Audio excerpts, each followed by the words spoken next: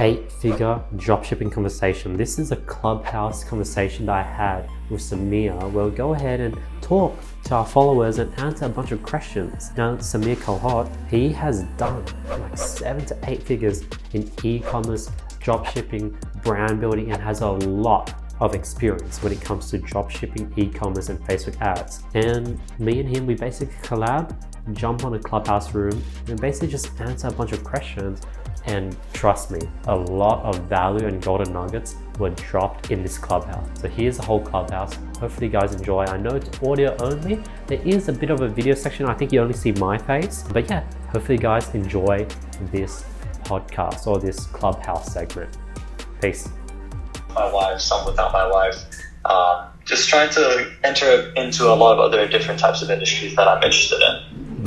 Even though they won't be as like scalable, but I feel like, you know, in the long run, I mean, it'd just be really great to have even more streams of income, you know?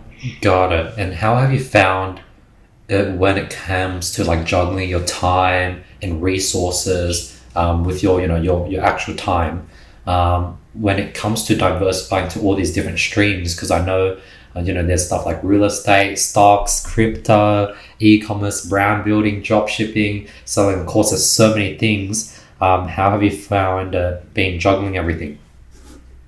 For the most part, I mean, I really love this one app. It's called Focus To Do. And I really use the Pomodoro method of productivity. So basically, you'll set a 25-minute timer. Well, first you lay out everything into this box or into this to-do list, right? And then you organize it by products and by, for example, projects. And then essentially anything that takes 2 minutes or less, do it right away. I found that that's honestly the best motivator to get things done off your to-do list. If it takes 2 minutes or less, go ahead and knock it off your to-do list. And every little thing that you knock off, it's like a little spark of dopamine that gets you rolling. And you get on a roll knocking all these things out. And then you have everything in organized matter, basically. I like to organize things by project. So for each individual brand, I have, you know, its own very own to-do list for it. And I always try to set deadlines for every single thing. That's super cool. So on a daily basis, how many things are you sort of aiming to check off? Honestly, I wish I could say everything, right? But for the most part, I try to, I know exactly how much I can do, but there's a saying. Ask yourself in the morning, what 3 things that you would be very happy getting done with, you know, in your day, and like what 3 things could you knock off your to-do list that you could go to sleep content with, you know, and do those 3 things. And if you can do more, but don't forget to spend time with your family. Makes sense. That's super cool. Love your current routine. What about yours? What do you normally do to, like, in your day? Like, how do you stay productive, motivated? Yeah, so similarly, I've been sort of testing a lot of different sort of weekly routines, and the current weekly routine I'm going with is I work 6 days a week. Monday and Tuesdays would be the days where I go ahead and try to knock out all the content, all the filming, all the consulting calls, all the meetings, all the team meetings, and try to put everything into those first 2 days where this is just sort of a bunch of to-dos. And then on Wednesday is dedicated to knocking out all those sort of smaller tasks. So on Wednesday, I try to knock out 10 different things, whether it is get my insurance updated, cancel this subscription, go ahead and sort of call this person. So there's a bunch of easy sort of tasks that you can go ahead and get done. And then Thursdays, I go ahead and just use that day just to focus on reading, learning, researching about new things I'm trying to figure out and crack. And then lastly, Fridays are my project days where I go ahead and knock out big projects, whether it's building out a new funnel, whether it's going ahead and going over my company KPIs and sort of really thinking about how I could sort of create like a new KPI for the managers, for example.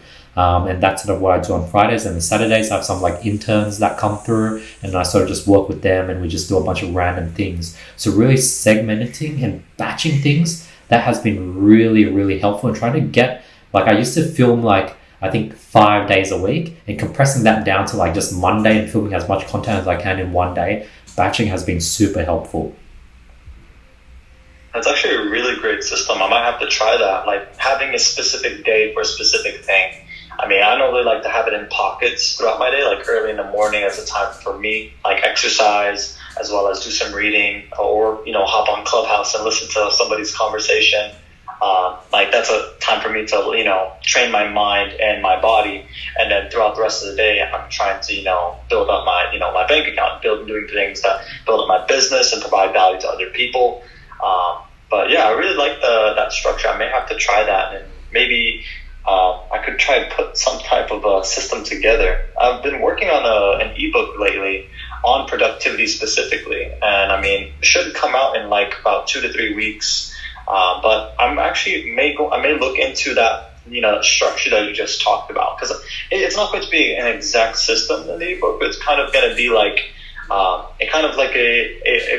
variety of different ideas, because everybody has a different type of life. Everybody has a different schedule, different job, different availability. It's just kind of going to be like a little short and sweet ebook that helps people focus on the essential things in their life.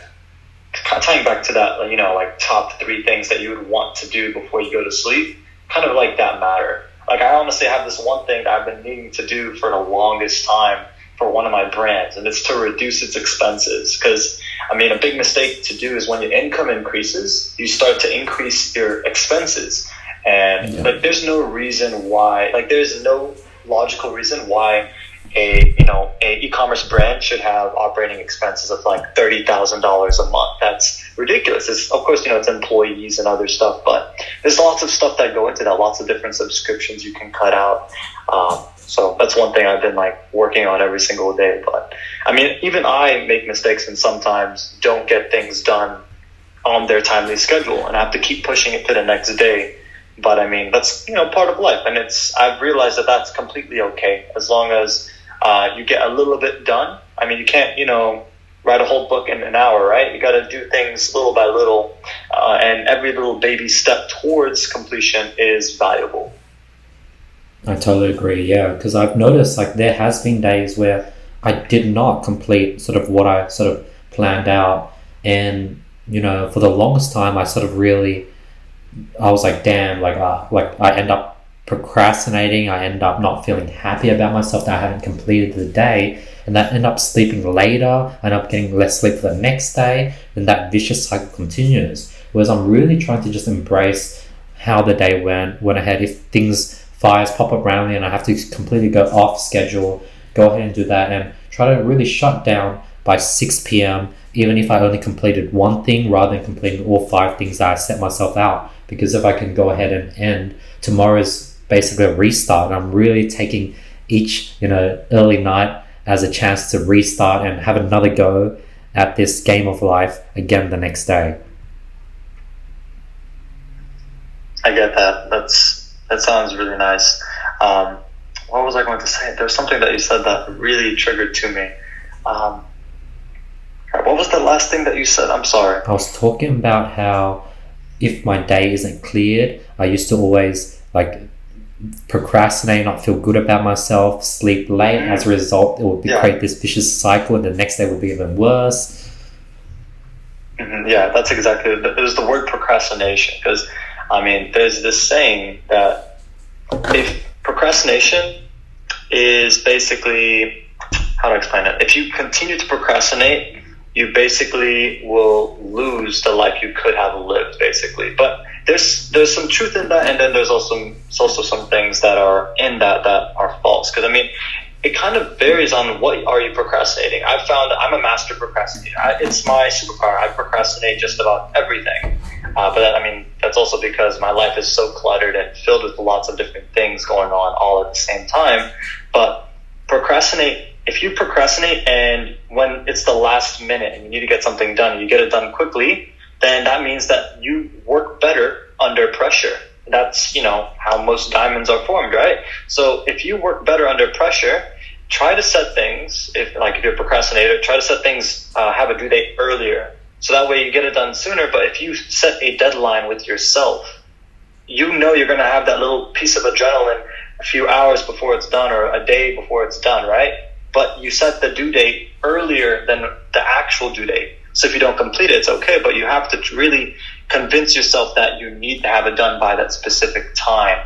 And I mean, also think sometimes you have to look at your to-do list and see the things that you are procrastinating and ask yourself, do I really need to do this? Do I really, like, what value is this bringing into my life? Like, really try to understand yourself and see it, like, because normally when you procrastinate something, sometimes it's because it's something that you don't want to do. Because the way our mind works, it's kind of the focus functions on dopamine. And if you're constantly putting something off, it's because doing that and completing that is not going to give you a burst of dopamine that is, like, for example, going on social media will probably give you a better source of dopamine than you completing that specific task. So that means that you don't have as much desire for it. However, you can trick yourself into having more desire for it. Does that make sense? Makes total sense. When bringing it back to what you said about time, it's pretty crazy how, like, every day I'll sort of get all my morning routine and probably get to the table around, say, 9:30.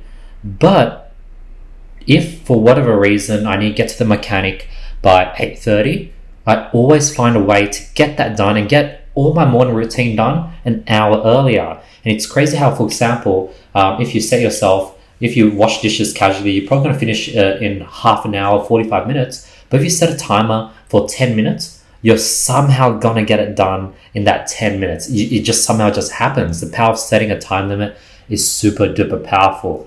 And then what you said about dopamine is super, like, I can totally relate with that, because what's happening to people now is when you're watching YouTube, checking your Instagram, checking stories, checking your views, checking your likes, you're getting these hits of dopamines and you're feeling happy and you don't even realize this. So your level of dopamine is like at a constant stimulation of, say, 10. Whereas doing work is probably at a stimulation of like 3. So when you're constantly stimulated at a level 10, doing 3 now is painful, because doing 3 is now like -7 because your new baseline is 10. So what you really want to try to do is just go on a content detox and get your stimulation back to 0, because when it's at 0, doing work becomes a +3 and doing work now becomes fun. And that's something that's really difficult, just content detoxing. Like, it's easier said than done. I struggle with completely going off content and social media, but that's something that's helped me a lot as well. And tying back to that topic about time, Elon Musk says, if you have something that you want to get done in 10 years, try to get it done in 6 months. And you probably will fail. You probably won't get it done in 6 months, but you'll be a lot closer to completion than you would have been trying to get it done in a whole 10 years. And I love that quote and that saying. Like you said, setting a timer. Like, if you can tell yourself to get it done in 30 minutes when it normally would take 4 hours, you can get it done in 30 minutes. Like, it's completely doable, and I do this all the time. That's why I really like the Pomodoro method. You set a timer for 25 minutes, and you see the clock ticking, and you try to get as many things done as you can.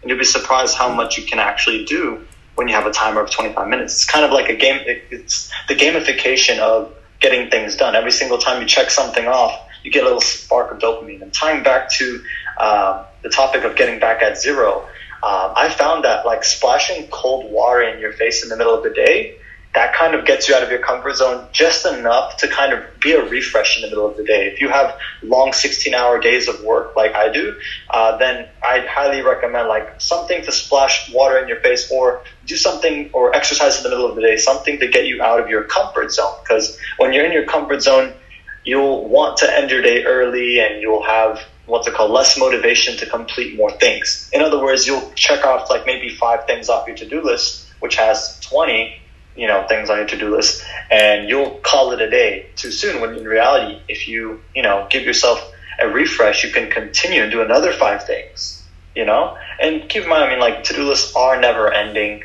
but that's just a part of life. Life is an endless to-do list. There's so many things that you want to do. Just make sure you're doing the things that matter the most to you, that are the most important.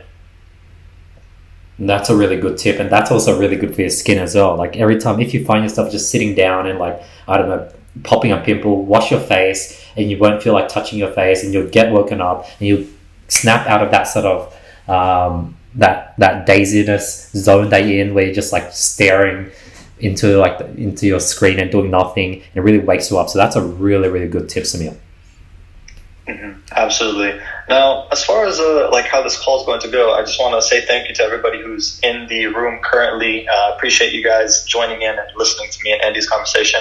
I was going to ask Andy, like, this is my first time, I guess, doing a call, and I was going to ask, like, how could we perhaps, I guess, answer people's questions? So I've seen people do it in two ways. One, we could go ahead and just sort of invite people one by one and sort of just do one-on-one sessions with each person, and then once we answer their question, bring in the next person. Or number two, we could invite like 10 people onto the stage. Everyone can keep their mic muted, and we'll just go from top to bottom, and we'll constantly rotate every time we answer, like say 3 people, they'll leave the stage, and we can invite another 3 people, and we just sort of go through that order. I think that's sort of the popular method. I see. I mean, I'll let you decide. Since you probably have a lot more experience than I do, but I'm just really pumped to help anybody on this call answer any questions that they have about e-commerce or Facebook ads. I feel like me and you could, answer a couple of questions for everybody. 1,000%, yeah. See if you can give me moderator access. For some reason, I don't have that yet. And then everyone, you could start raising your hands, and we'll just invite everyone through. Okay. Got it. I just give you moderator access. Perfect. All right. Start inviting people to the stage.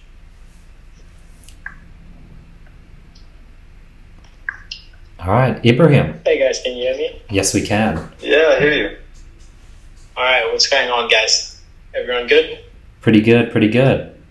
Amazing. Looking forward to chatting with you. What's your question? Okay, so my question was just on the importance of when you have a brand, how important is it for the brand to have a bigger cause beyond the sense of buying and selling? Like in the sense of, I have a brand right now, and what I do with my brand is I donate a certain amount from each order to, trust bigger than like just my organization, as a means of like, getting the customer to feel also like, they're not just buying a product, but in the sense of also doing something bigger to society. But it does end up costing me as well, because it, it messes up on the margins when I'm like, taking off a certain amount from each order. And I just wanted to get your guys' take on that. Andy, is it okay if I get this one? Yeah. Yeah, sweet. So to answer your question, Ibrahim, when you're building a brand, you don't want to just sell a product. You want to deliver an experience. But if your brand is built around selling a purpose, providing a purpose to its your customer base, I mean, you kind of have to look into, like, if your whole brand is going to be solely on that purpose. Like, for example, every time somebody places an order, you provide some food to a country who's in need, for example. If you want that to be the purpose of your brand, it's going to be difficult to let that down. But the benefits of doing that would be to, one of the benefits is price perceived value, because people would be willing to pay more if they are for that purpose. But not everybody's going to be for that purpose. Does that make sense? Yeah. So, I mean, tying back to your question, I don't know if I heard your question correctly. Could you just repeat just the question itself? Was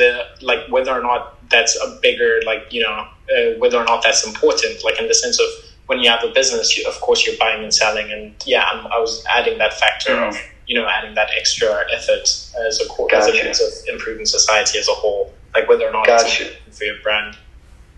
Got you. So I see it more as like something that emphasizes your brand, something that makes you stick out. Because it will help you stand out compared to the competition. Because, most of the time, if somebody visits your website, they're likely to, search. They might come across a Google ad from one of your competitors. They'll compare price, compare like the experience itself, shopping through your website, as well as many other factors that go into whether or not they'll convert with you compared to a competitor. But depending on target audience, some people will actually convert more if they'll feel more special because they're providing for a cause.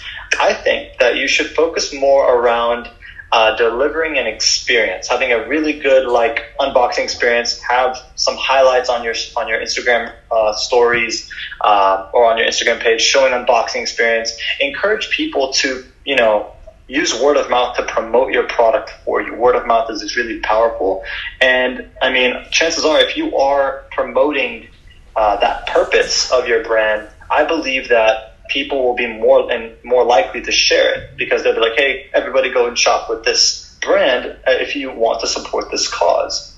I mean, but I think you should run a mixture of different campaigns that are solely for, delivering the experience, but then on the website, slightly mention that, slightly mention that people will be that you will be, providing a donation to a certain cause for every single order. But I do not recommend building your whole brand around it, because unless you're a nonprofit organization, it will hurt your margins, because not everybody will buy from you just because you're promoting a purpose. Does that make sense? Yeah, it does.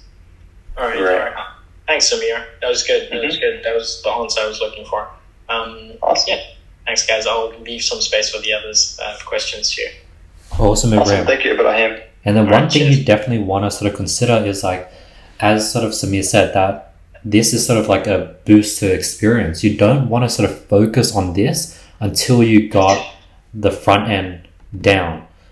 Before you can, until you're profitable on the front end, you have a solid product, you have solid packaging, customer experience, you're scaling really well, then over time you can start considering these extra sort of donations that you can offer on each customer purchase. But until you sort of get to that point, focus on the customer, focus on the customer service, the product, the packaging, the shipping time, everything else, and make sure that you have margin to scale. And then once you're literally got money to kill and spend, then you could go ahead and start investing into those sort of charity campaigns where every single customer that purchases, you donate $1 to a certain foundation.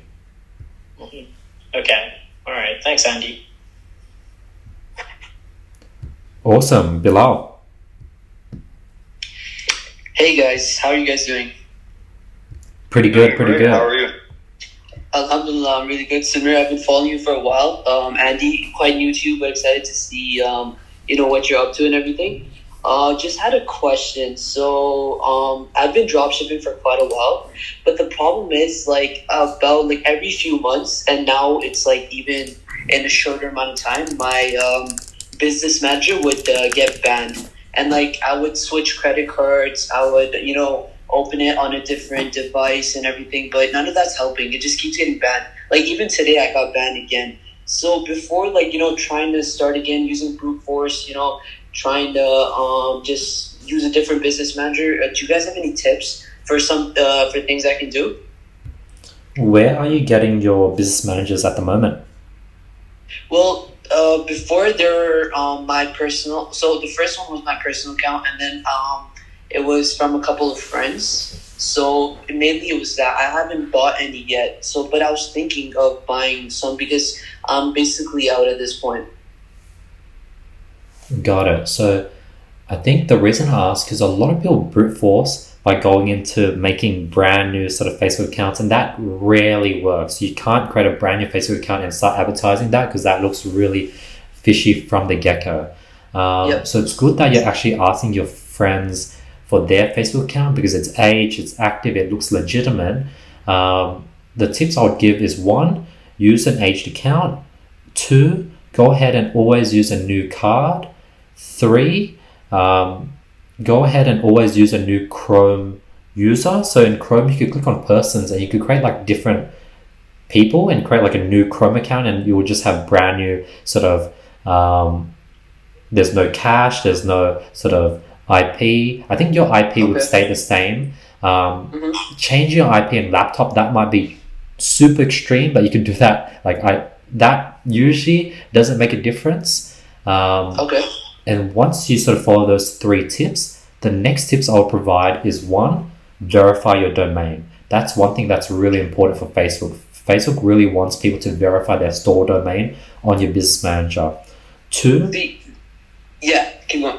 2 is verify your business on your Facebook. So in your sort of business info, you can go ahead and actually verify it. And if you have a sole proprietorship or an LLC, you go ahead and send those documents in, and it will verify your business within the business manager. And then 3, make sure your page, let's say your store is like, say, bilalstore.com. Make sure your business manager is like Bilal Store, your ad account is Bilal Store, your page is Bilal Store, your domain is bilalstore.com, and everything stays online. If you do all those things, Facebook will see you and deem you as credible. And then you want to start really doing slow sort of page like campaigns to warm up your accounts. Probably spend $100 in just page like campaigns before you even move to conversions. So that will probably be the whole process. And even if you go through that whole process, because I have, you might still get banned. Like I followed that whole process from A to Z, and I got banned when I shouldn't have. I appealed it multiple times. Appeal after they deny your initial appeal, because sometimes they might get back to you, but there's still probably 10% chance that even if you go through this whole process that you'll get banned, but 90% of the time, if you follow all those steps, you should be good. Okay, yeah, because the thing is, I've actually been following those steps. I get my business verified every time it gets approved. I get my domain verified every time it gets approved, but I still end up getting banned. So I still don't know what to do, to be honest. But I guess I haven't tried the warming up my ad account by not doing conversions, so I guess I'll try that. But I don't know how much of a difference that'll make, because I think the main things are the business and the domain, right? Has your store been the same store all this time, or have you tried doing a new store? I've tried. This is my 4th store. Damn, 4 stores. Okay. Any tips, Samir? I was going to say, I mean, you have to kind of check and see why Facebook is banning you. If you think it's because if it's for circumvention, that's going to be really tough.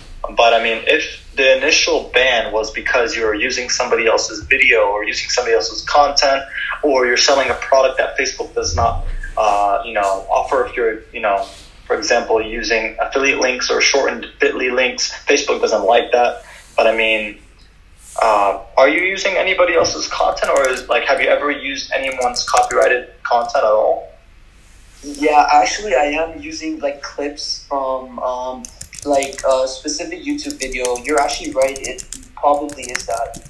Yeah, Facebook. Okay, Facebook has banned you for that. I believe Facebook is able to continue to see when that content is used again.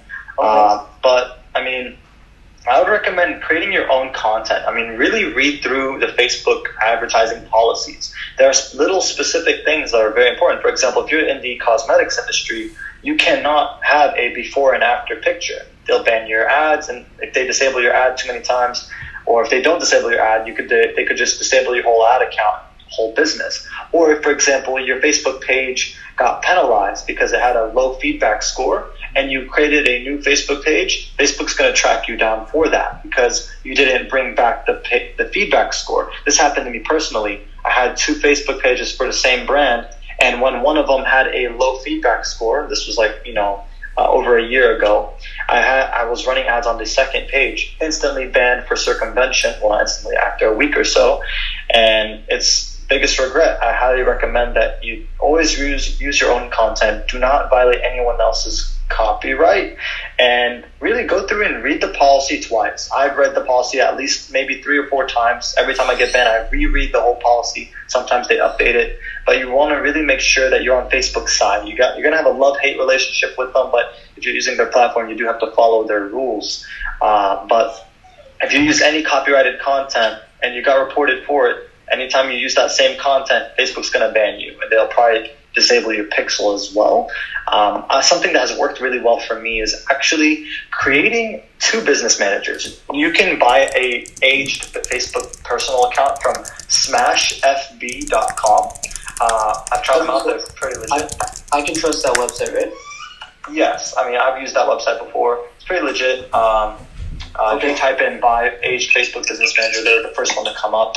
But regarding that, have 2 Facebook business accounts. I recommend a family members for your main one, then maybe buy another one, an aged one, and set everything up on that one as well.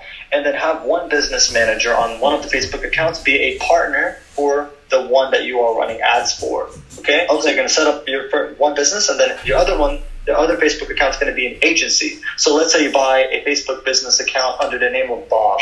Okay? And then you have your Bilal one, right? The Bob account is where you're going to be running ads. You have a new card, new everything, but you're going to sign Bob's Facebook Business Manager as a partner to your business, and you'll have your pixel, your Bilal pixel, your Bilal Facebook page, Bilal Instagram, Bilal everything there, and you're going to sign it, create a business asset group, and assign partner to that Bob Business Manager, and run ads as an agency. Worst case scenario, that business manager, the agency business manager will get taken down, but your assets that you shared to them will be safe. Your pixel won't get disabled and stuff like that.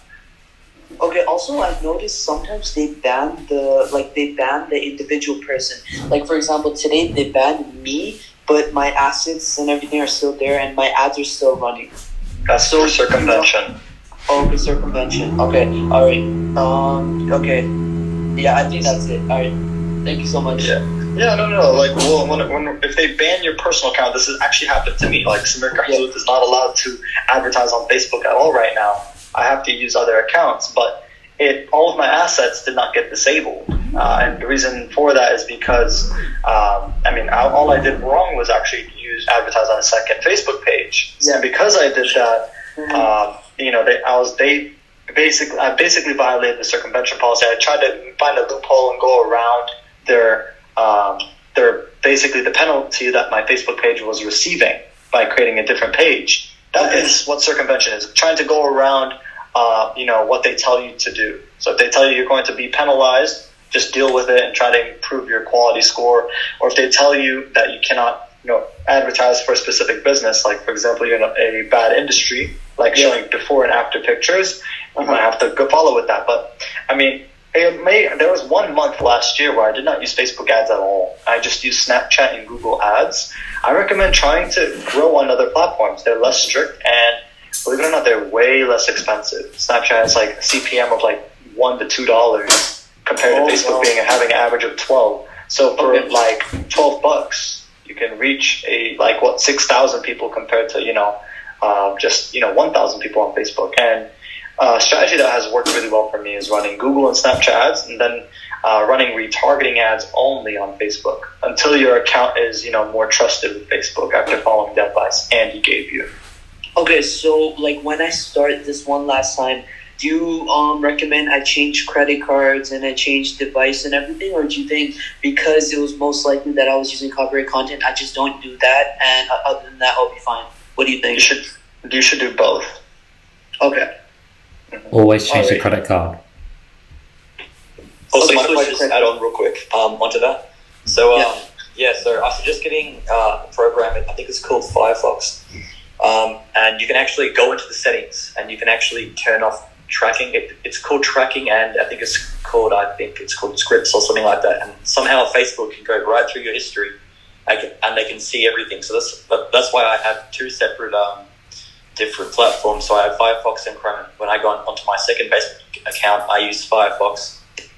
And also just in general, I've seen a lot of people get banned for no reason on Facebook actually. But then I look at their creatives and their website, and if you just have low quality creatives and just a really horrible website, I'm pretty sure Facebook cares about quality, and they want the users to have like a really good experience, right? So if they just see you with a really, really horrible creative that you bought off Fiverr for $10, you might get banned. So just be careful. Yeah. The thing is, like, I'm a pretty established brand, and I have like a lot of custom content and stuff. Everything is good quality, so I guess it's just the one little video that I have, which I use someone else's content. So I'll just take that out, and I think I'll be fine after that. But thank you for that. All right, thank you guys. I'll let someone else come in now. All right, thank you so much. Awesome, Bilal. Yeah, thank you. Nidal. Hey guys, I hope you guys are doing amazing. The conversation is already getting spicy. It's already very fun to attend. I just had a question about Facebook ads. So first off, I'm running photo creative, and it's outperforming our videos, and so which is why I'm running it. And I've tried running it up, and then also because retargeting is like such a highly profitable campaign, I also wanted to run retargeting for it, but I haven't been able to figure out how to do it with photo creatives. Like, I've been able to do it very well with video creatives, and I used to be able to hit, like the 25%, the 50%, 75% or whatever. But I'm not able to figure out how to hit them with photo ads again, and keep the the ROAS as high as it would be with a video, as well as sometimes a problem I have is the ad sets don't spend. So I don't know if that's because my audience size is too small, but if you guys could just, let me know what you guys like, your recommendations on that, that'd be great. Awesome. Andy, is it okay if I get this one? Yeah, 100%. I have one tip, but you can go first. Oh, no, go ahead. You can drop your tip. The one tip I have when that happens is with retargeting. I've noticed if you go ahead and put in, let's say, 3 retargeting creatives into your retargeting ad set, the ad spend is going to be really low because Facebook doesn't want to go ahead and show those 3 creatives to that audience more than twice, because Facebook doesn't want to annoy people with the same ad over and over and over again. But if you, on the other hand, had 10 different creatives, videos, pictures, different ad copies, if you had 10 creatives, now Facebook is more than happy to bump up your frequency from like 2 to somewhere like 5 and show your retargeting ads more, because Facebook doesn't want to annoy people showing them the same one retargeting ad. So that's the one tip I have. Okay. And Samir? Well, when running retargeting ads, I mean, if it's not spending, I'm going to identify that first. It could be a number of reasons. It could be mainly because of your audience size. Your audience size is too small, and the frequency would shoot up too high. Like Facebook, really cares about its users and doesn't want to show the same piece of content to its users over and over, because that will cause ad fatigue. They'll get tired of seeing the same thing.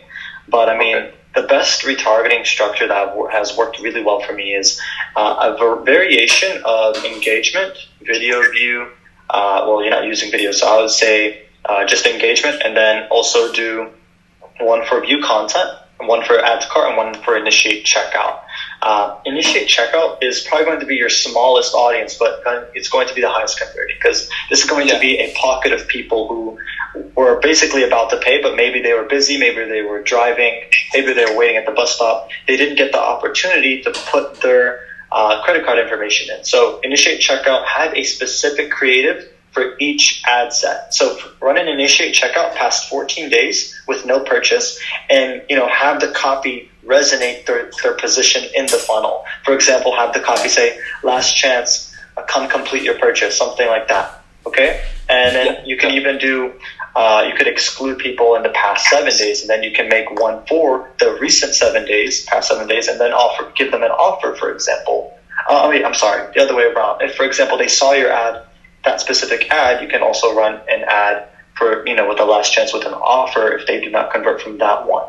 But I mean, I really like the structure of having add to cart past 30 days with a dynamic creative. Dynamic creatives normally do really well. I'm not talking about one that is basically showing the product that they had, but Facebook has this new thing. When you go to the ad level, you can actually have multiple different types of pictures and different types of ad copy in the same place. I found that having urgency as well as social proof, that normally will help it convert a lot better. For example, make one of the photo ads be a review, a testimonial, somebody talking about, for example, if you sell clothing, have a picture of somebody wearing it and then have the quote on screen, them basically complimenting the hoodie, for example. Or you could have one picture of the hoodie saying, hey, you look a lot better in this, something funny, and then have another variation and so forth. But really having think of your retargeting campaign as a funnel, having an ABO, one being view content past 90 days, which is going to be very fresh, a very open, broad audience, then one for add to cart, one for initiate checkout, and then one for engagement.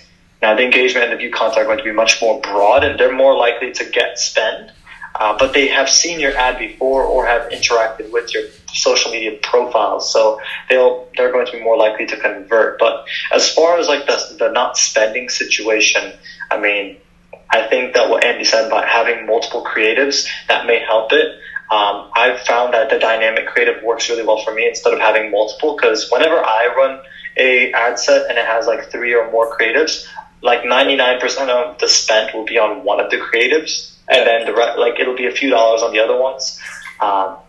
But having the dynamic one, normally Facebook will just show your ad, the one that is more likely to resonate with that specific audience for you. Okay. That one will probably run a lot better. So, I mean, I guess the primary issue here is that the fact that sometimes it doesn't even spend, which is which is terrible, because like my view content audience is about 3,000 plus people, but then my initiated checkout and stuff is under 1,000. So would you say that if it's under 1,000, it probably won't spend? And if that's the case, then what would you suggest that I would do? Because I've seen people talk about don't run it as conversion, run it as like something else. Like, what would you recommend in this situation? And you want to answer that? Got it. So one, your audience size is pretty small. Under 1,000. So usually what I tell people is, one, only run retargeting once the conversion campaign is pretty profitable and you're able to sort of scale it. I like to sort of start running the retargeting campaign once I've gotten at least 20 purchases on the conversion campaign. And then I sort of run it simultaneously, and if it doesn't spend its budget, that's totally fine. And I'll be focused on the conversion campaign on the front end to try to get that at scale. You never want to go ahead and force a product to become profitable relying on the retargeting ads. It needs to be profitable just on the front end, cold traffic, before you even consider retargeting. Retargeting should be a bonus, not what makes your campaign or product profitable.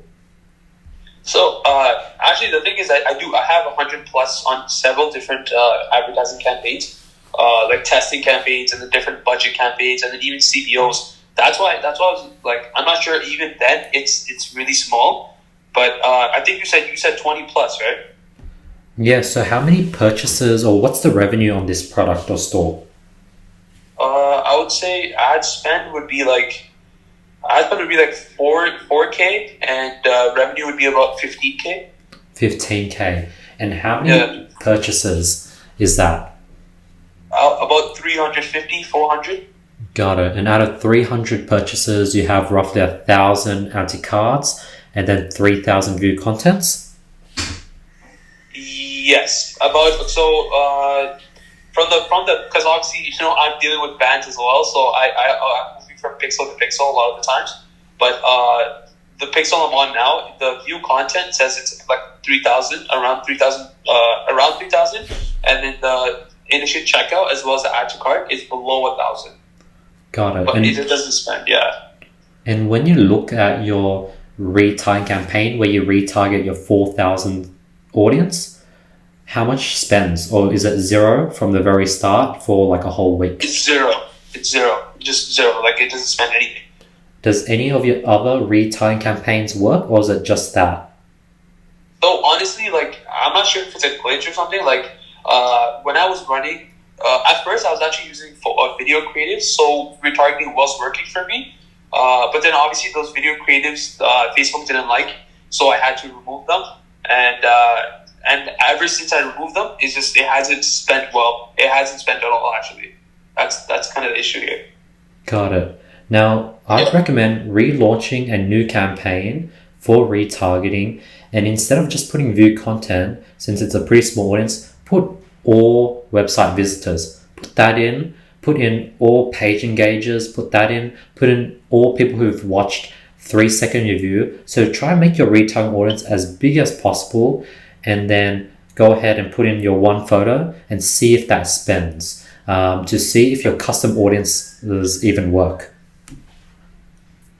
Okay, sure. I'll go into it again, and then I guess if I have a problem again, I'll possibly look into maybe contacting them. But I mean, that's never a promise, because Facebook's customer service is terrible. But I guess I'll try that out. I also had another question for either of you. It was about white labeling and like warehousing. So 95% of my customers were in the US, and I was trying to look for a fulfillment center. What I narrowed down to was ShipBob, But I would like to hear if one of you would have a recommendation, or if one of you would have any experiences with any of the warehouses or fulfillment centers within the US that I could possibly use, and what revenue would you guys possibly transition into, shipping from like different countries to warehousing within United States? Gotcha. So when it comes to warehousing, well, before I answer that one, I was also going to say, along with what Andy said, relaunch the campaign. If that doesn't work, create another ad account for this business. You can have multiple, I think up to 4 in your business manager. Have just another ad account just for retargeting, and run retargeting on that separate ad account and see if it'll run there. Okay. But to answer your question about moving to 3PL, the first question is to know when you're ready to move to a 3PL, because ShipBob, I've worked with them before. The cost for them, can rack up. The picking and packing costs, they add to your cost of goods. And you can order from Alibaba in bulk, right? And you'll have a super low cost of good, right? And if you ship it by sea, it comes to you in your warehouse for super cheap, right? However, using ShipBob will drive your cost back up to a little bit less than what you were probably getting it for if you're drop shipping it. I highly recommend, are you based in the US or no? No, I'm based in Canada. No. Got you. Okay, if you're based in Canada, that's different. Okay, so if you were based in the US, I was going to say, for anybody who is based in the US who probably has the same question, I would say, ship it from your house instead, before, and hire employees to fulfill it for you. That normally does really well. But ShipBob is great if you are, doing enough volume. If you could do at least maybe 10 orders per day, I would recommend using ShipBob at like a minimum of 10 a day. But okay. So right now we're doing about 40. We're doing about 40. So if you're saying 10 plus, then maybe ShipBob isn't a bad option. I was also recommended shipping by yourself as well. But then the thing is, in Canada, I think the rates are like a lot worse or higher than in the United States. I'm not sure exactly, but that's why it didn't really seem like an optimal solution to just fulfill myself, even though I was super interested in doing so. Yeah, I understand. In your current situation, ShipBob might be the best answer for you if you ship worldwide. Because ShipBob, you can distribute your inventory to multiple different fulfillment centers. Some in Europe who have like 5 to 7 day shipping to European countries, and fast shipping to other countries in that area of the world. And then you can also have fulfillment centers, have inventory sitting in fulfillment centers in like California, for example, along with like New York. You can essentially have it spread out, have a specific amount of inventory in each fulfillment center based off of how much volume you do in other countries. And the benefit of ShipBob is that instead of, for example, if you were holding all your inventory in the United States and you shipped something to the United Kingdom, for example, it probably cost you about $15 to $20 with USPS first class mail, and it will take a long time. Instead of by having inventory in a European fulfillment fulfillment center by ShipBob, you get $5 shipping to basically almost everywhere in that area of the world. Exactly. Which is very beneficial. So I think you should run with ShipBob, but I highly recommend ordering more. Like, check and see if you can haggle the price down with your supplier or manufacturer, and see how low you can get your cost of goods, and ship it by sea. Don't ship it by plane, because that will drive up your cost of goods. You want to improve your margin and improve the customer experience, So highly recommend you do that. So really what's going on is, of course, Chinese New Year. Because of Chinese New Year, we had to make the transition. I haven't made it yet, because luckily we do have an AliExpress supplier who can fulfill orders in the US already. But what works perfectly for us is that any orders that come from the US, I'll just have my product in the US warehouses, and then anything that comes from outside of the US, I can just maybe do that, order that from AliExpress. Right? What do you think about that? I was going to say another option is there are suppliers within China. So ePacket is usually around 14 to 20 days. But what people don't know is there's different qualities of ePacket. There's ePacket that is as long as 30 days, but there are ePacket that's anywhere from around 5 to 7 days. So what some people do is they go ahead and buy in bulk and they ship it to a fulfillment center, a 3PL within China that can offer 5 to 7 day e-packet, and the shipping will be still pretty cost. It'll be anywhere from like $1 to $2 worldwide. But obviously, when you sell to the US audience, they're expecting that 2-day Amazon Prime shipping, and that's sort of when you want to go ahead and use something like ShipUp. But that's another option for worldwide customers. But I think I missed your question. What was the question again? The one you just asked?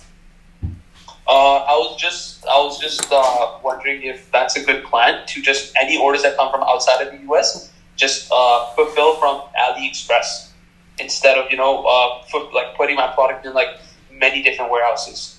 Yeah, so it's either that or use a fulfillment center in China just for worldwide orders, and then use ShipUp for your US orders. Okay, adding to what Andy said about the shipping methods with ePacket, I've found that Yoon Express and CNE Express are very fast alternatives to ePacket.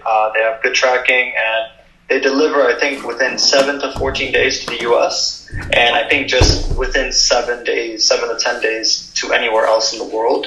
And they're just pretty well. Just contact a AliExpress supplier directly and ask them if they can offer Yoon Express, which YUN, or offer CNE Express shipping, and see if they can offer. It's a little bit more expensive, but it's a lot faster. It's like $3 to $5. Yeah.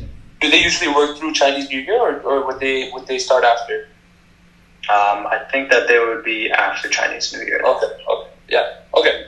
I'll definitely contact them though. Mm-hmm. Sounds good. Yeah, thank you guys so much. I know I took up quite a bit of while, but thank you guys so much for the help. It's been great. Thank you. You're welcome, man. It's glad to have you on here. Absolutely, man. Thank you. All right, next is Mariam. Perfect. Hey everyone, how are you guys? Good? Doing good. Pretty good. Good. So my questions are not as detailed as everyone else's questions, so it should be a little bit quicker. Just want to first say, really do appreciate you both taking the time out. Like, this call I've gained a lot of value so far, so really do appreciate it. My questions are more so about both of your experiences when it comes to your journey of entrepreneurship and overall everything that you've sort of gone through. And my first question is mainly how you both keep yourselves motivated despite doing so many things at once. I know at the start of the call you're both speaking about how you work like 16-hour plus days, and you do so many different projects, and that's sort of me right now, like handling business and then creating content and YouTube, and also starting an e-commerce business with my husband Samir, and doing so many different things, so many different projects that sometimes it can feel like, how do I keep myself going no matter what every single day? Because usually I'm working 7 days a week. I would really appreciate your insight on that. So how is it that you both keep yourself sort of motivated and going despite doing so many different things? Andy, you want to take that? Awesome, yeah. Great question. One thing that helps me a lot is getting a lot of sleep. I've noticed that days where I go ahead and get like anywhere from like 9 to like 9.5 hours of sleep, the next day I have so much fuel to get a lot of things done. Secondly, taking at least 1 day off a week. So Sundays I literally do nothing at all. I try to go ahead and get out the house, and I found that for me personally, getting out of the house, traveling, going into like the nearby sort of national park, that really, really helps me reset, and it helps me get to a point where I'm craving to get back to work the next day on the Monday. And then thirdly is rewarding yourself.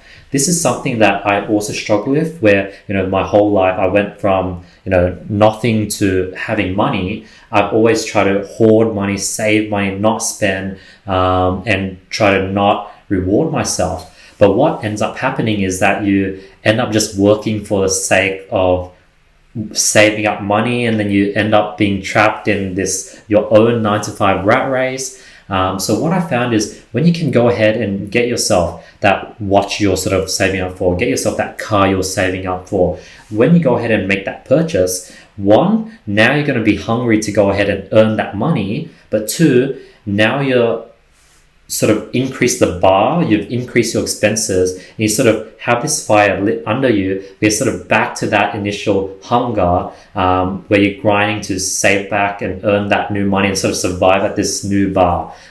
That's something that I've been trying out, because I've sort of been through phases where, over a whole year I'll do nothing but just like save money, only invest into things that have a clear ROI. And by the end of like the 9 months, I'll be in like a deep burnout, questioning why I do all these things. So definitely reward yourself. And it doesn't have to be things. It could be holidays, it could be trips, it could be nice plane flights. So that's all the 3 things that really helped me a lot personally. Amazing, thank you. To add what Andy said, the rewarding yourself is very, very important. Like if you are working a lot in one day on many different projects, very important that you have something that you give yourself at the end of the day. You don't necessarily have to buy something.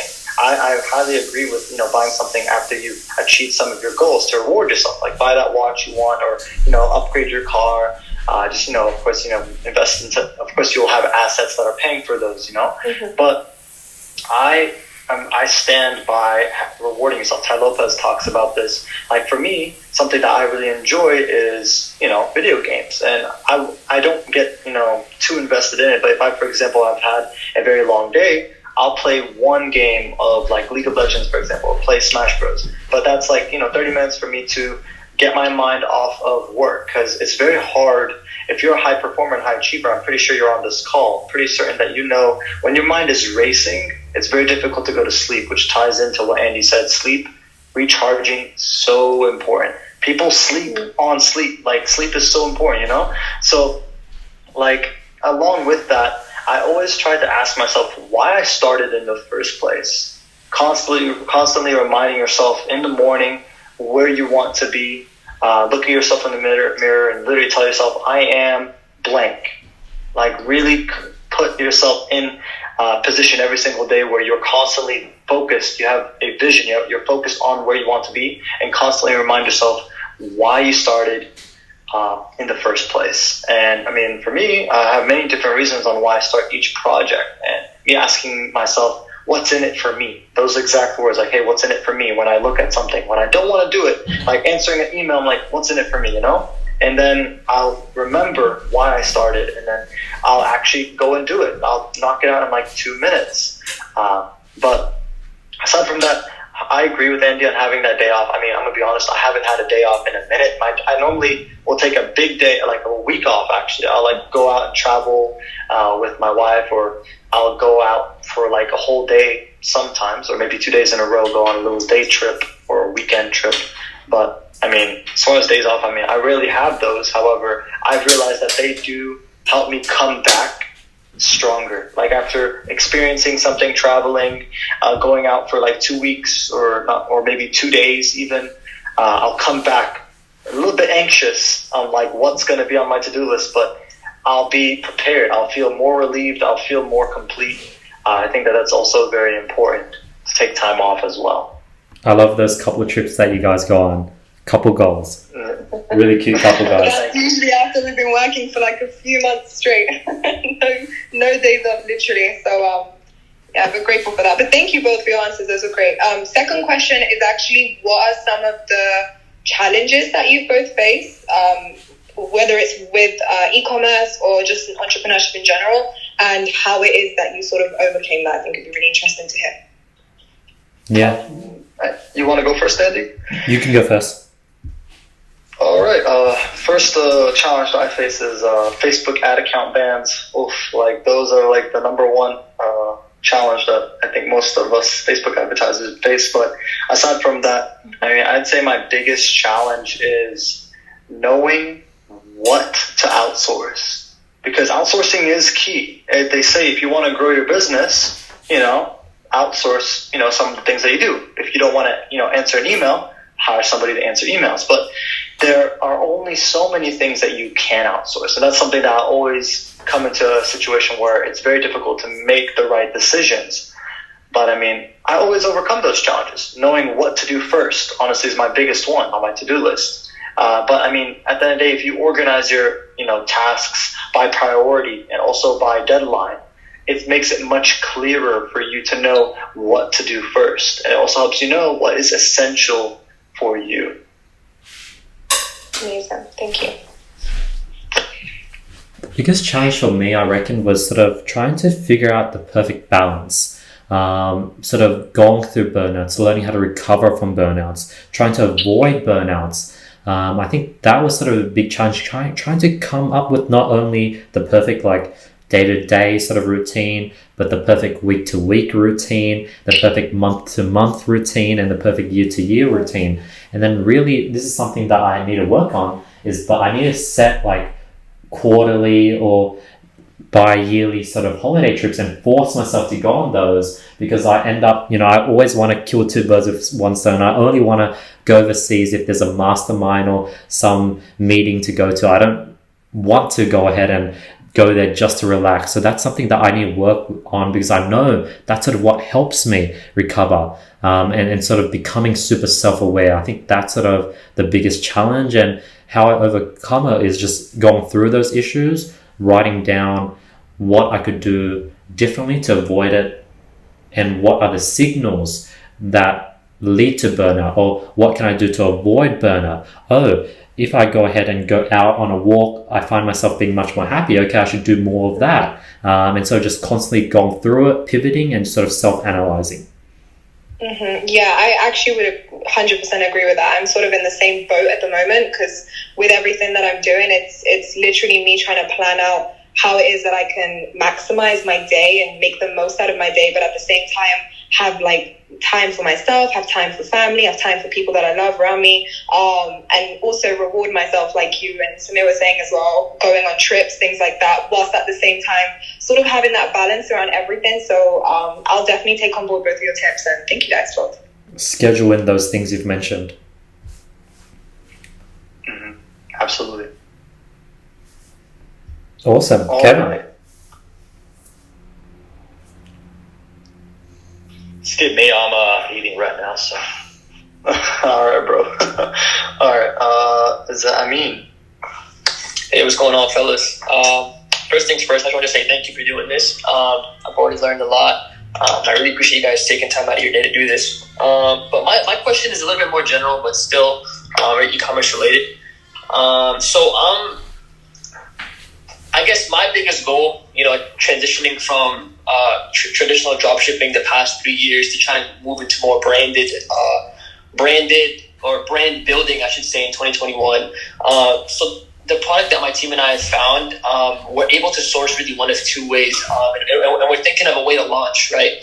We're thinking of whether we want to focus strictly on the United States versus shipping internationally, right?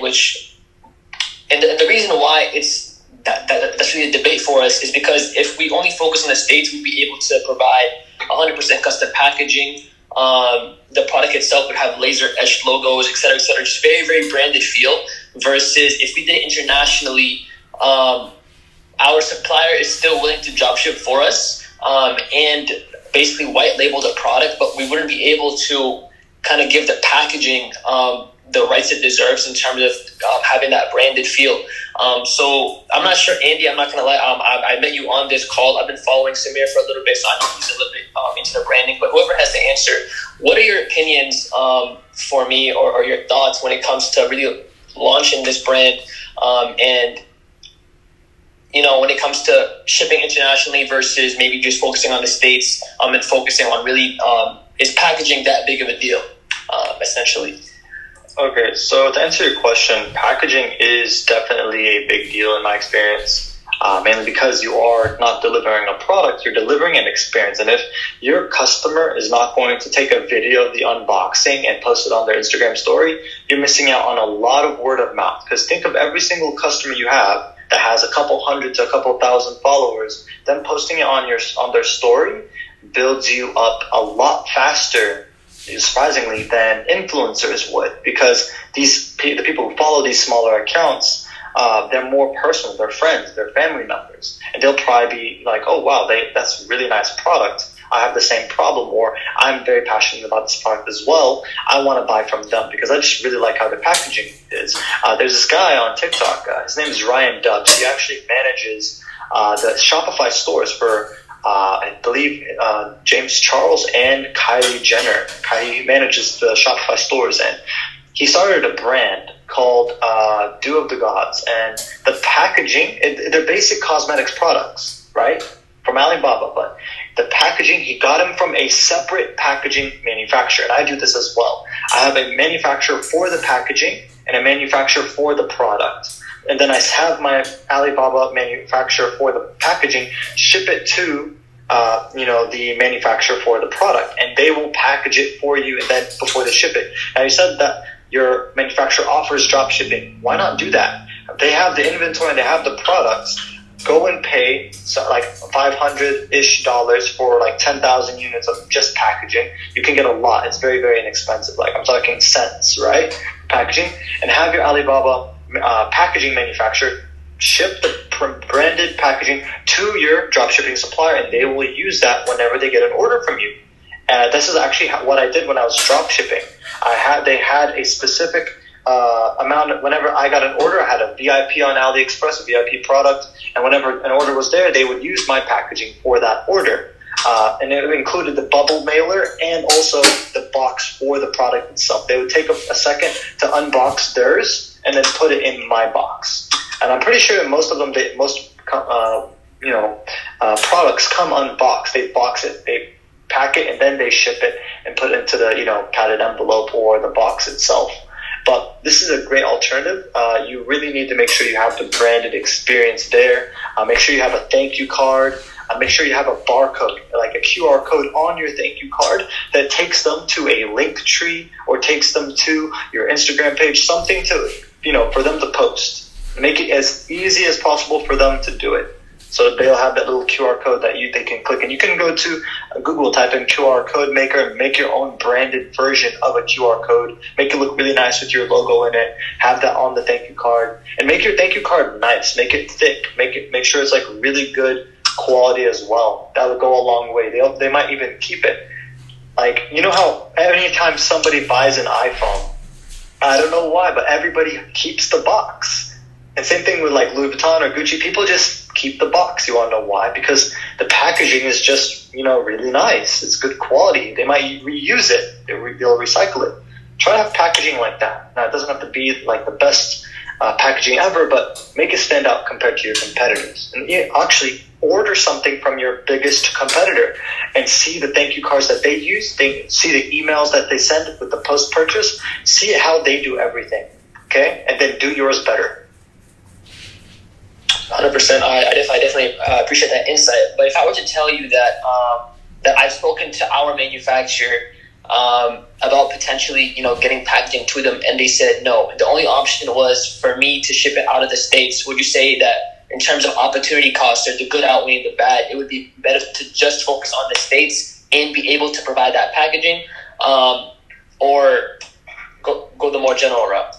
I recommend doing both. Have the packaging for U.S. customers, but don't offer packaging for the international customers. But by the way, when building up pixel data, having your audience from one country helps the lookalike audiences perform or populate better. Mainly because you need 100 at least in one specific country, and then Facebook will use that data from one country to find similar like-minded people in other countries. So starting off with just worldwide and building up data in multiple, you can have like 1,000 sales on your pixel, but if you have like 50 in every single country up until 1,000, it's not going to be as valuable of an audience because the way that Facebook builds these custom audiences and lookalike audiences, they need to be from one country. And I've found that starting in the US and Canada has always been my best route, basically doing all of North America and then expanding to international. Okay. And my last question, I'm not sure if any of you guys do strictly target to the States, but how have you guys been dealing with the recent CPM spikes, if you guys have noticed that, or it's just me? Well, CPMs will vary for everybody. I mean, in some industries, their CPM will be like $20. In some industries, it'll be like as low as $6 or $7 in the US. But the average is around $12.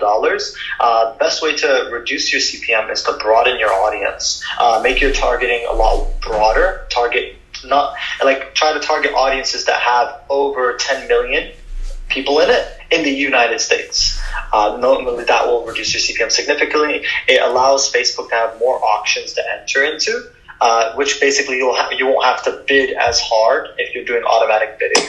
And overall, I mean, you can get a lower cost per CPM and lower cost per purchase, but doing that, normally you'll need a lot more pixel data for it to optimize properly and be stable, bring in consistent results. Or it will be consistent, but for it to be purely consistent, it'll just take longer for it to finish that learning phase, because Facebook needs around 50 conversions within a 7-day time frame for it to convert. Plus, with the new iOS thing, if somebody saw your ad and then they went to Google and clicked on your website from Google, if Facebook wouldn't track that sale anymore, unfortunately, with the new iOS update. So I would recommend to combat the high CPMs, what I did was I diversified, added other channels. If your audience is male or female, well, I would say mainly female, on between the ages of 18 to like 34, I would say Snapchat is a very good one, as well as Pinterest. Pinterest is really good for the older ages, but for females. But Snapchat is great for younger audiences, for male and female. Oh, I just heard a big bang sound outside. I don't know what that was. I don't know if you guys heard that. Kind of spooked me. But anyways, I hope that answers your question. Yeah, thank you. I appreciate your time. Thank you very much. Anytime. Indo. First of all, thank you guys for joining it. There's a lot of value in this room. But I just had a quick question about scaling. I have one ad set that's very profitable. I tried to scale a few different ways. It didn't really work. But how do you guys usually scale, and what's a good way of doing it? What have you currently tried, and what is how much have you spent on the ad set? How many purchases has it gotten, and what have you tried to scale? So first, so there's only one ad set, one interest that was profitable. Everything else wasn't that profitable. I spent like $30 and they only got one sale, so it wasn't profitable. So I kept that one running, and it has over, let me double check here. It has over 14 sales. And then what's the current budget on that ad set? So on the first ad set, it was 10, and then total ad spend is like 108 with a 3.23 ROI. And I duplicated that into a $20 budget. That's doing pretty good. And then I also tried CBO, duplicate that into a CBO of $100 and duplicate the ad set 10 times. I got a lot of add to carts, but it didn't really get any sales. Got it. First thing first is, how many different interests have you tested so far? I've done five at $10 ad sets. Got it. So the first thing I'll do is 5 interests is definitely not enough. I would definitely horizontally scale off the winning interest. So I'll duplicate the winning interest and I'll click on the suggested button and find the most closest relating interest to your winning interest. And I'll probably duplicate it 3 times and pick 3 interests that you have not tested yet that are similar to the winning interest. So I'll probably horizontally scale, and usually if the 3 goes well, you repeat that process and you want to test at least like 50 different interests. Next is vertical scaling. Usually I like to go ahead and just edit and double the budget on the winning ad set. So the one that you have at $10, it has 14 purchases. I'll go ahead and double that from 10 to 20 by just editing that same ad set. That's sort of what I usually do. The downside is you might double and increase the budget, and the ad set might go off whack. But usually if the ad set's strong enough, it will perform well at 20, then I'll increase it to 40, it will do well at 40, increase it to like, say 100, does well at 100, increase it to 200, and that's sort of how I scale out one ad set vertically. But I think Samir might have other strategies. Yeah, so essentially your question is, if I heard it correctly, you're basically trying to, scale horizontally, but you're trying to scale it, right? Yes, that's correct. Okay, and you said you have how much data on your pixel so far? I have 14 sales, about 800 clicks, okay, 600. Yeah, so I have quite a few data. I recommend, instead of scaling, it's actually much better to, when you have less than 100 sales on your pixel in one country, it's always better to try to focus on getting consistent profit every day. This is what I highly recommend. So if you can get one ad set to get one sale every single day at $10 a day, okay, that that would be very valuable. It's not, of course, if it could get more, it'd be better because your goal goal is to actually reach 100 sales so you can, populate a lookalike audience. But with what Andy said, testing out multiple interests, that will do really well for you. In your current situation, targeting a super broad, interest, like what I mentioned previously on the call, like a 10 million plus to reduce your CPMs, I wouldn't necessarily do that for you. I would actually focus on getting as many sales as possible, mainly because you need more. So that way you can properly have your ad sets or CBOs optimize for purchase and bring in at least around 50 conversions per week. So you don't necessarily want to focus on scaling. You want to try to focus on getting consistent results. And if you can have one interest that is getting you a result regularly, like what Andy said, use the suggestion box and try to test 2 to 3 other ones alongside of it and see if they can all be getting a sale every day or every other day at a low budget of like $10. Okay. And along with that, make sure, I know your audience, your amount of clicks that you have is going to be really low, but consider running a retargeting campaign as well for initiated checkouts and add to carts at like $1 to $2 a day. It's mainly because your custom audiences are very small right now. It won't hurt. Maybe you can collect that sale or have a really good, what's it called? Because even if they buy outside of your ad, it's still going to fire on your pixel. Consider having a really good abandoned cart sequence in place because you really need to try to get as much data on your pixel as possible. So that way, when you are scaling, you can have stability. Because if you scale now with not enough data, Facebook's going to have a hard time entering you into the right auctions where you're more likely to get somebody to buy from you, which is why you'll probably have a lot of clicks and a lot of engagement. However, these people are not going to be buying, and you want to be able to optimize for purchase and have consistent sales. So I recommend what Andy recommended, which is, testing multiple interests, finding an interest that works, and doubling down on it. Follow the 80-20 principle. If 80% of your sales come from 20% of your results, turn off everything else. Like 20% of your ads.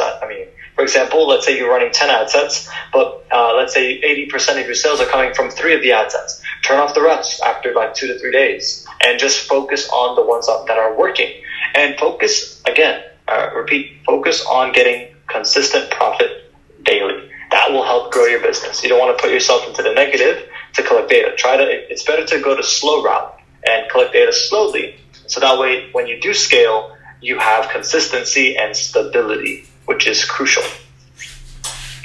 Got it. Thank you. And I actually started retargeting yesterday at 20, and it's pretty much view content, and I already got 1 sale and like 2 checkouts.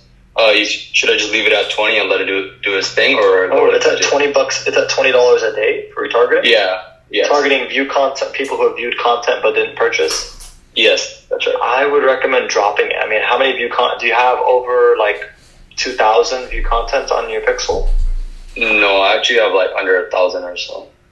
I would recommend dropping it because you don't want your frequency to shoot up too high. Frequency is good in retargeting, okay?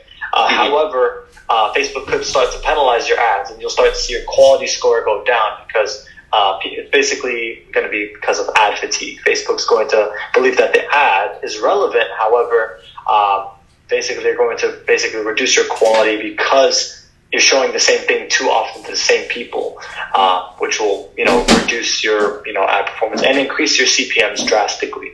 Like I'm talking like you'll have like a $100 CPM on some days for these custom audiences, but it's completely normal for your CPM to be high for custom audiences.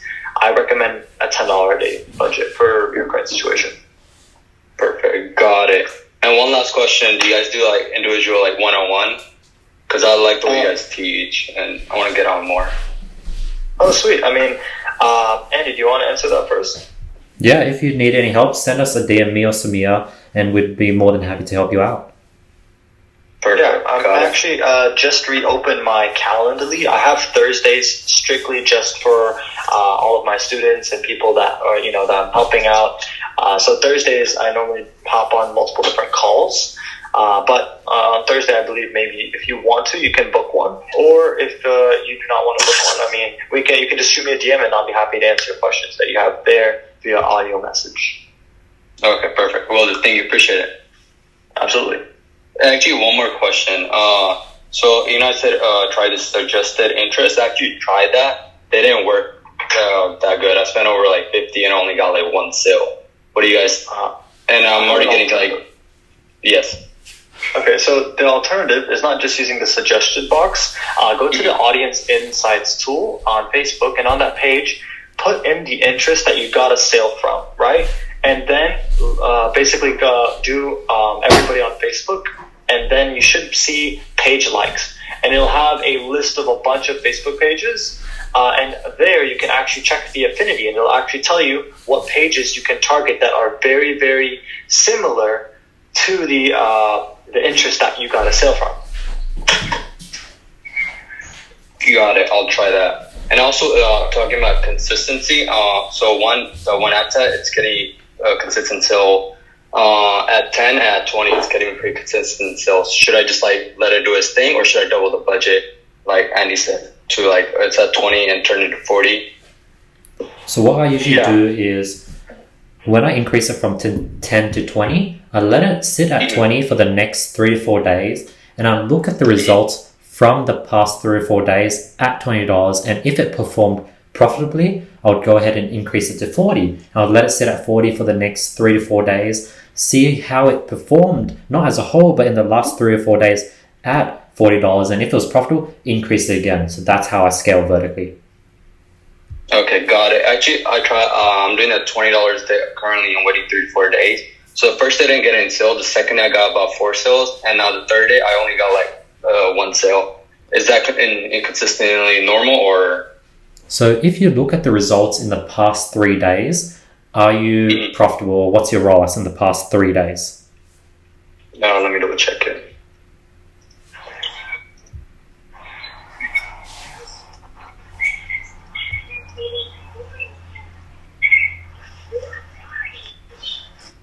So the row ads are 4.4. Oh wow, so that means it's doing pretty well despite not getting sales day one. So if you want, you could either let it sit for another day to see if by day 3 you can get at least 1 or 2 sales. And if it does, you could go ahead and double it again from 20 to 40. Okay, got it. Perfect. Thank you guys. I'm DM both of you guys. 100%. And Andy, I just have a real quick question regarding obviously just bumping up the budgets. Would you recommend just going right on that ad set that's performing very well or campaign, whatever it is, and just bumping the budget up? Because isn't that pretty risky to the actual campaign? Because I've actually experienced when you actually up the budget and you have no data, it just crashes the entire thing. It actually gave me worse results bumping it up without any data. I mean, doesn't it really just depend on the ad account and, obviously how many purchases or events you have on the pixel? Because I found that duplicating the ad set or campaign and upping the budget and seeing if that works and then turning off the old campaign is usually better. So I just want to get your opinion on that. Got it. So what do you mean by doubling budgets with no data? So we only double budgets if the data says it's profitable. Or what have you been doing? Oh no, yeah, I was adding onto that last point because you were saying up the budget, but how would you do it differently if you had no data compared to if you did have data? Because it is pretty risky when you have no data and you up the budget and then you lose your asset. If I had no data, I would let it sit at the same budget until that ad set has collected data and it showed that it is doing well. And if it's doing well, I'll sort of take the gamble and I'll increase the budget. I used to always be scared of doing this because I was like, oh, if I do this, what if the ad set that's optimized at $10? What if it dies at 20? It's doing so well at 10. What if it happens if I increase it to 20 and it just dies out? I used to be scared of that sort of happening. But what I found out is if I increased it to 20 and it didn't perform, I could always increase it back to 10, and 7 out of 10 times it sort of starts performing how it did previously at $10 again. And then by doing this, I now know the sweet spot for the ad set. Okay, so you don't really recommend just duplicating it and playing it safe because it won't perform as good. Is that what you're pretty much saying? When I've sort of looked at sort of ad accounts, for people that are doing, around, 30K days, or even talking to people who have done 100K days. Samir probably has a different strategy, but I've always seen that a lot of these people, they don't have 1,000 $5 to $10 ad sets. They have probably 5 to 10 ad sets that are at $500 a day. So they don't have a bunch of duplicates. They only have a few core strong ad sets. And that's sort of why I do this strategy. But I do know the duplicating method works for a lot of people. Talking about the duplication method, me personally, it's never worked for me. I've always just scaled vertically. And like Andy said, on that day, I actually had just 2 CPOs running. One targeting just Instagram feed and Instagram stories, and one targeting Facebook feed alone. And they're both at $15,000 budgets, each of them. So total ad spend for that day was around 30K.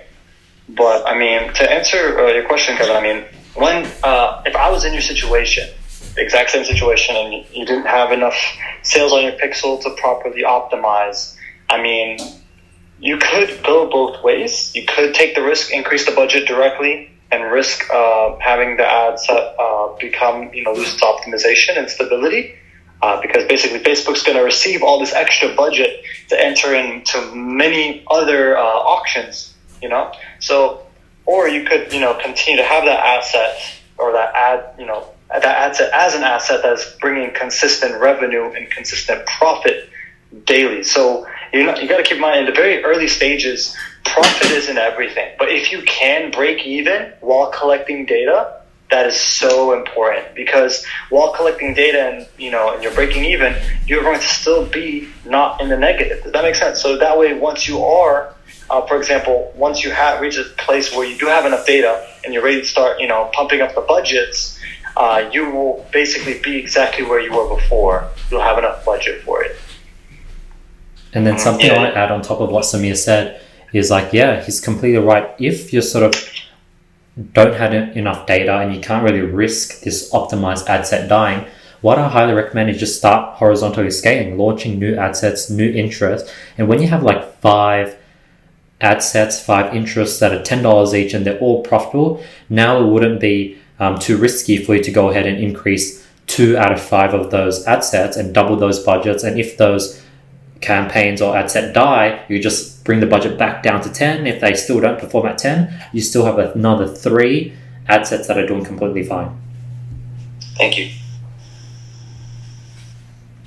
Anytime. I hope I was able to answer your question. I hope Andy was able to answer your question. I was going to say, Andy, by the way, I'm probably going to be eating, so I'll still answer questions and jump in, but just for the next few minutes I might be eating. Awesome. And I have to dip in 9 minutes, but I'd love to sort of answer a few more questions before I dip in 9 minutes. That's actually much better. I'll just wait 9 minutes to eat after 9 minutes, and that'll actually work better for both of us, I guess. Perfect. We can wrap it up in 9 minutes. People, raise your hands if you have any questions whatsoever. Use the plus button, invite your friends that are into e-commerce that might have any questions. Click that plus button, invite all your friends. And thanks for joining, everyone. Yeah, I appreciate all of you being on the call. Go ahead. Finish up. No, go ahead and ask. I just wanted to get some tips. I recently started a store about 15 days ago. I wanted to try something new. So I wanted to make a brand. So I started a store, a clothing line. And I installed all the pixels for Facebook, Google, Snapchat, Pinterest. So all the data has been saved. And I've done around 31,000 with just Instagram shoutouts. And I was able to really negotiate with the pages. My ad cost is around 3,000, 4,000. And cost of goods is around 9,000. I just want some tips on what I can do for better customer support, for better customer return rate, and for the future for a good exit. What should I keep in mind? All right. So when it comes to starting off, I'm gonna go backwards on the way you asked your question. For building up your return customer rate, have a really good email or SMS remarketing sequence in place, or if you acquire customers from Facebook, I mean, you probably won't have as many that are using Facebook since you're using like influencer or shoutouts. But having a Facebook Messenger sequence in place as well using Octane AI would also be really good to bring customers back. Have a good welcome or subscription email where basically if they subscribe, you will just provide value to them every week or so, and then every month bring them back, give them an offer, come out with a new product, or have a sale for every single holiday. Literally, you can go on Google and type in holiday calendar for 2021, and literally have a sale for every single holiday, even the ones that aren't in the United States. Everybody loves a discount, Aside from that, relating to what was the question before that? I'm sorry. Could you repeat the other question?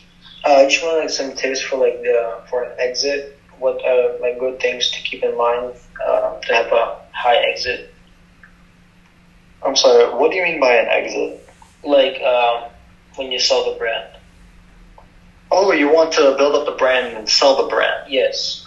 Got you. So, I mean, when Gymshark sold themselves, they really built themselves up, and they were sold for, I think, 10x what they actually made in revenue, not even profit, right?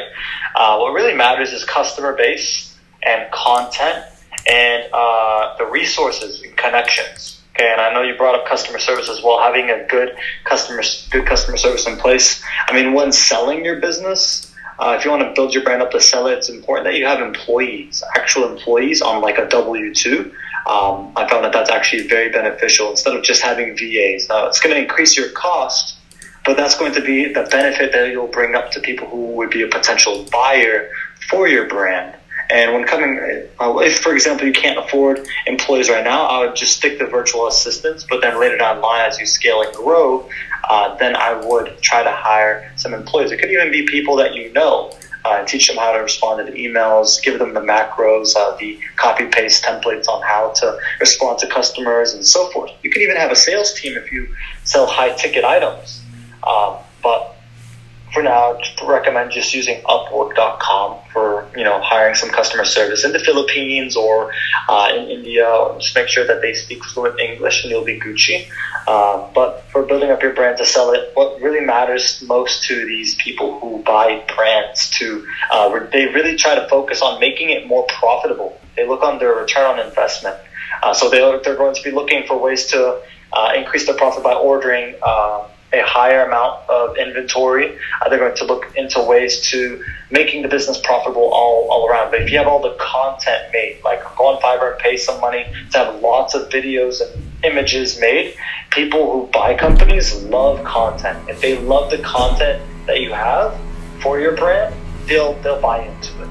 I've actually bought into a company once just because I loved the content that they had. I just really liked the animation of the logo, and I just said I want it, And I bought it and then I resold it, but it was a digital company. Basically, they sell software and provided drop servicing.